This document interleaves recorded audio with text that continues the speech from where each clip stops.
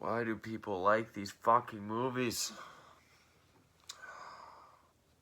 I said I wasn't going to do this, and I didn't plan on it. But I was scrolling through Hulu, saw it was on there. I'm a sucker for curiosity. This is Paranormal Activity 3. Discover how the activity began. Yeah, like I really wanted to know. The only good part about this video is my Brain Dead shirt came in. Yeah. Great movie. This, now, one thing that did make me curious is, first off, I don't like this fucking series at all. The first one, I can respect it for what it did or what it tried to do.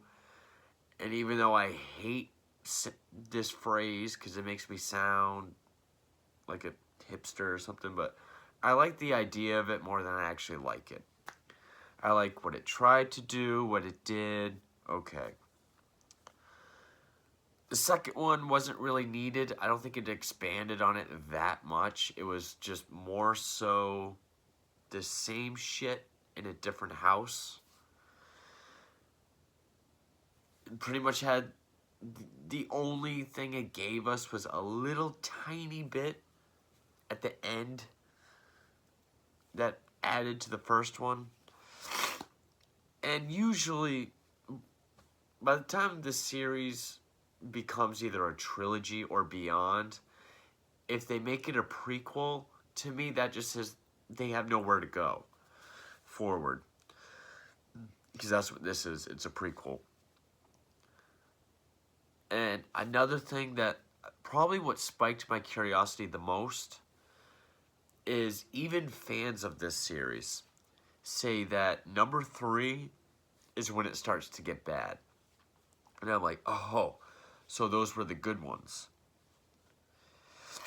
So it came out 2011. Oh, wow. Was a huge fucking hit because on a $5 million budget, it grossed $207 million. So, unreal hit. It set records for new record for a midnight opening for a horror film, which it made $8 million that night alone. Best opening day for a horror film in the United States at $26.2 million. Wow. Well,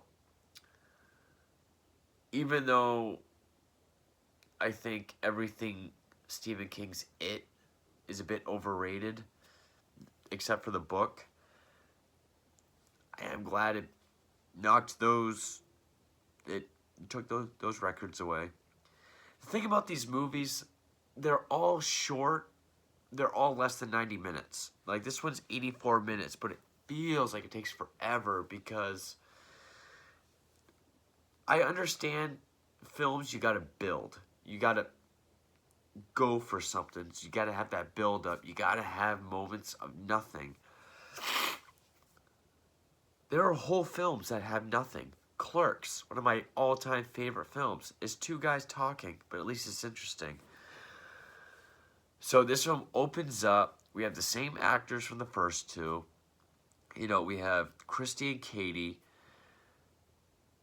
I believe they're at Christy.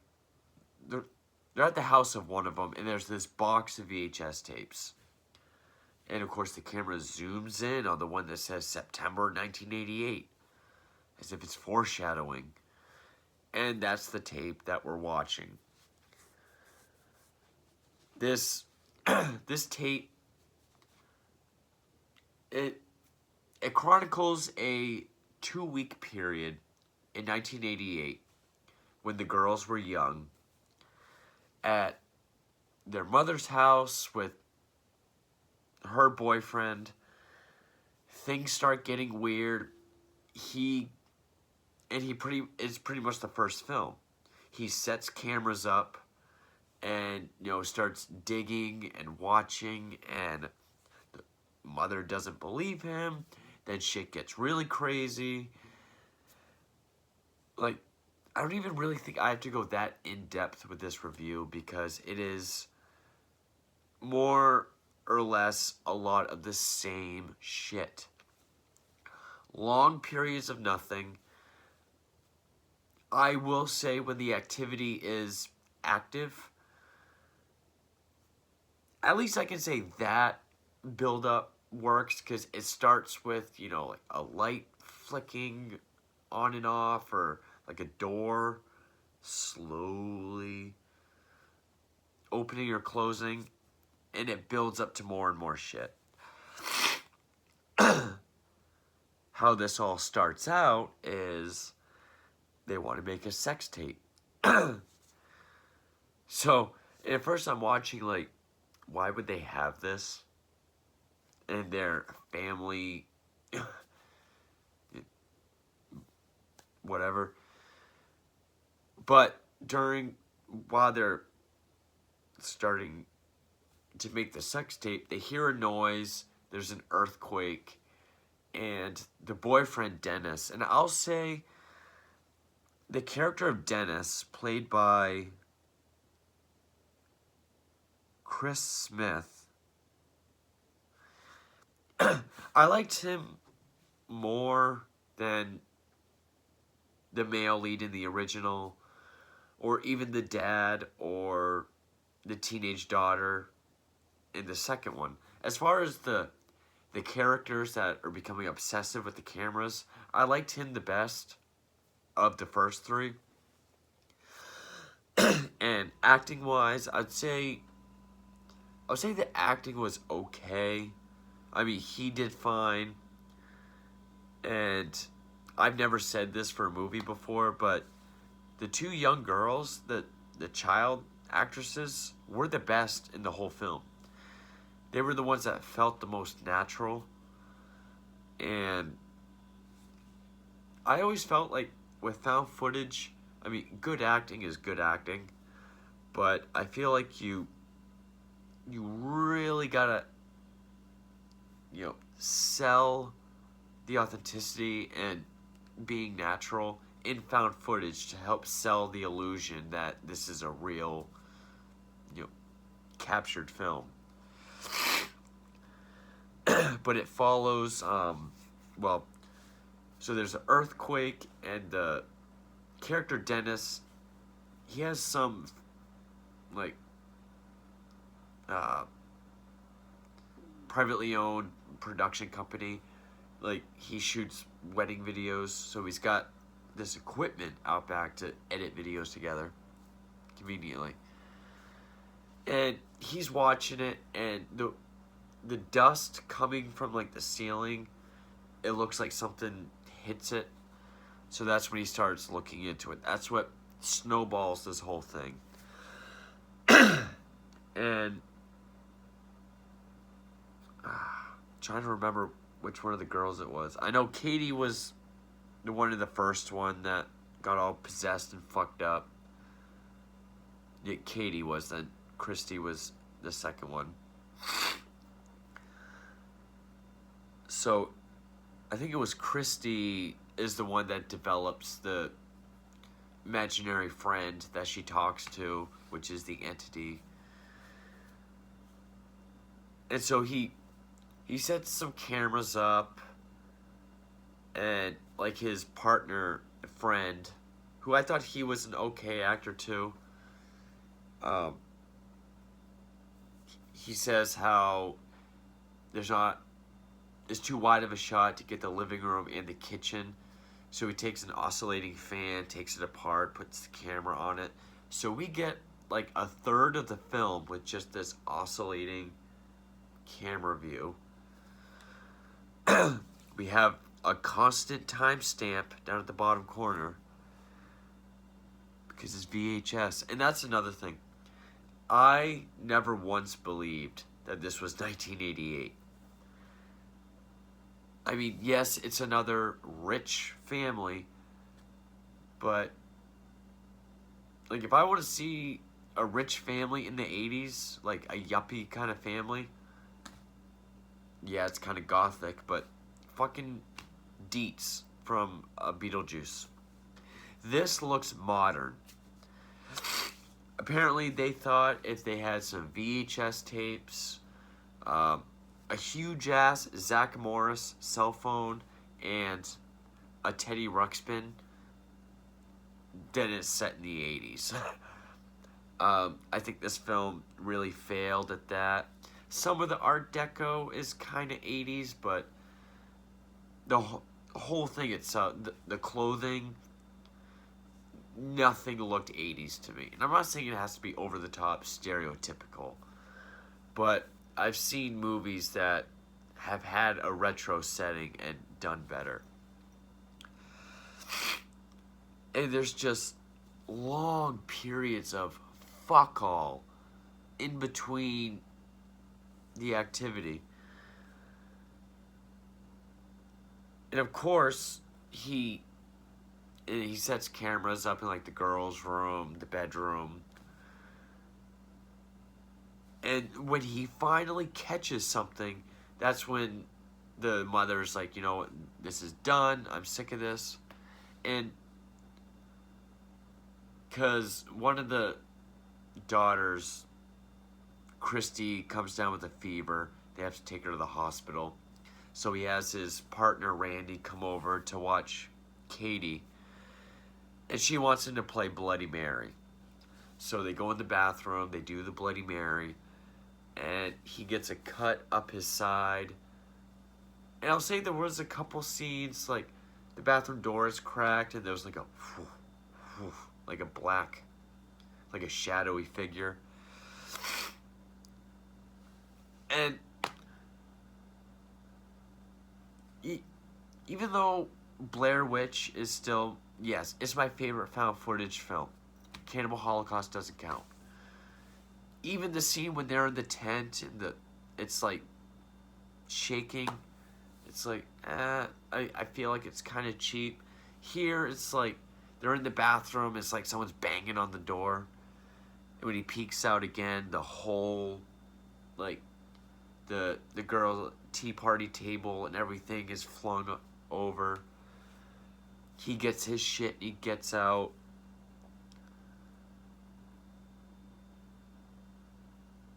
The one cool thing, or the thing that gets his friend to kind of believe it, is the Dennis and Julie, the mother, they go on a date, so they hire this babysitter. And she puts a sheet over her head and pretends to be a ghost. And then she's downstairs in the kitchen. We get the oscillating fan. And we get what looks like one of the girls, a small figure with the sheet over its head. And it stands behind her. And just as she's about to turn, it just falls to the floor. So, okay. I noticed there's at least one or two things like that they didn't do in the previous ones. They always end the fucking same, more or less. So yeah, he shows Randy that with the babysitter. And just scenes of nothing. Oh, people say the same shit about Blair Witch Project, but at least the setting and everything in that film helps it. The tension. And just as Julie's telling Dennis no more cameras, no more shit, because he's proposing that witches have put a hex on him or some shit. Because there's like this, I don't know what you would call it. It's like a closet, but with a low ceiling. You have to like crawl through. He looks in there, and there's like this triangle, some sort of satanic or whatever symbol. So he's like, no, look, see, there's symbols, it's witches, and there's ceremonies, and it keeps going back and forth between their argument and the camera in the girl's bedroom. Because I did like this. Katie is chasing Christy up the stairs, they're playing. Christy runs by, and Katie, like, bumps into, like, an invisible force, and she just, like, looks up. You can tell she's freaked out. And then her ponytail gets pulled up. She gets picked up by her ponytail. I was like, okay.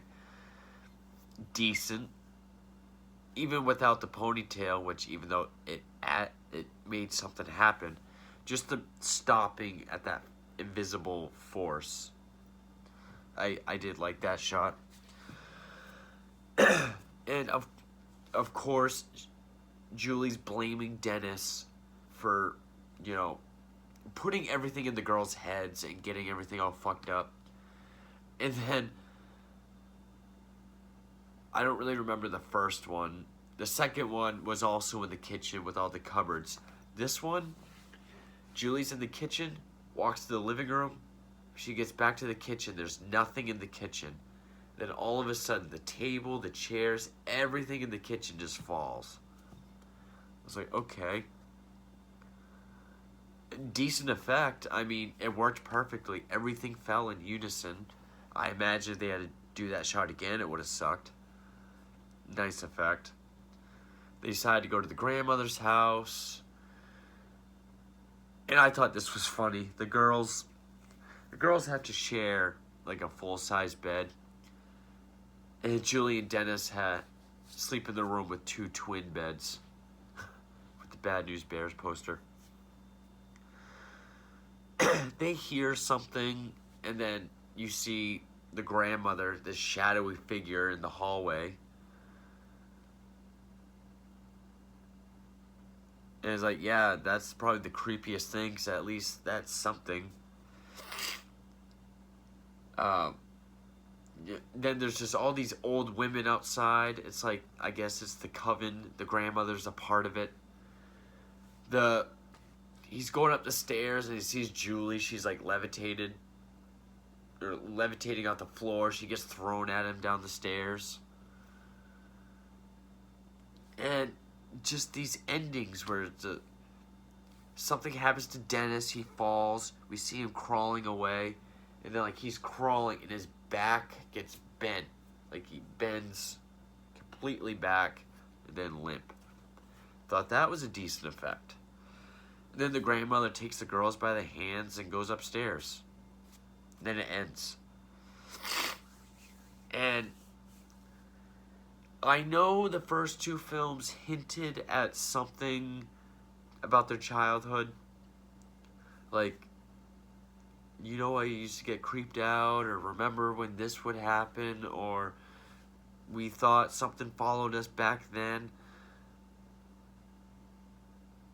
Your mother died, and her boyfriend pretty much got his life snapped right in front of you. And sure, could be some witchcraft brainwashing or some shit. But it just, I don't know. I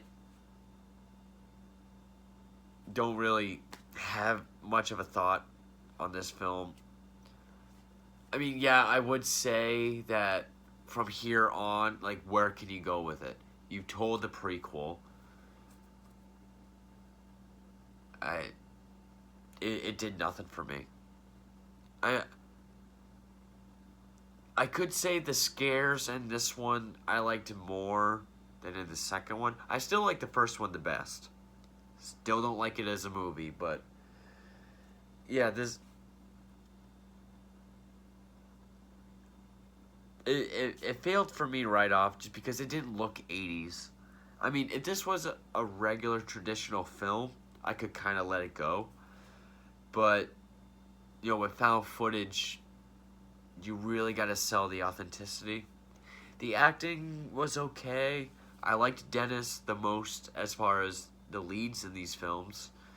I thought the 2 young girls, they were the best actors in the film. They felt very natural. The scares when they were there, I thought worked better. But the in-between shit, I didn't really care for. It very little to keep you interested.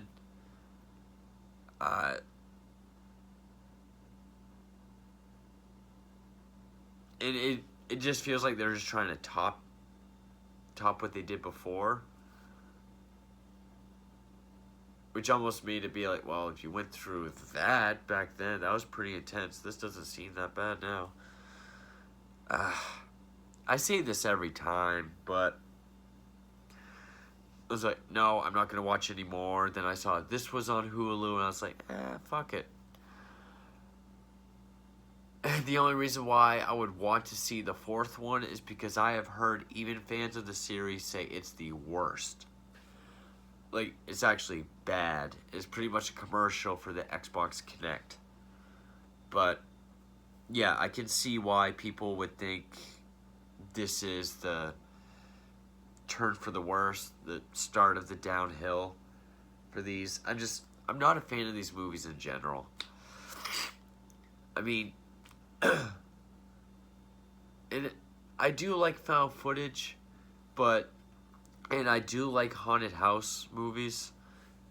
Just the ones that have been made in the last decade and a half, almost 2 decades, has just been shit to me. I mean, we really haven't had another Changeling or Amityville or The Shining, even though I like Dr. Sleep.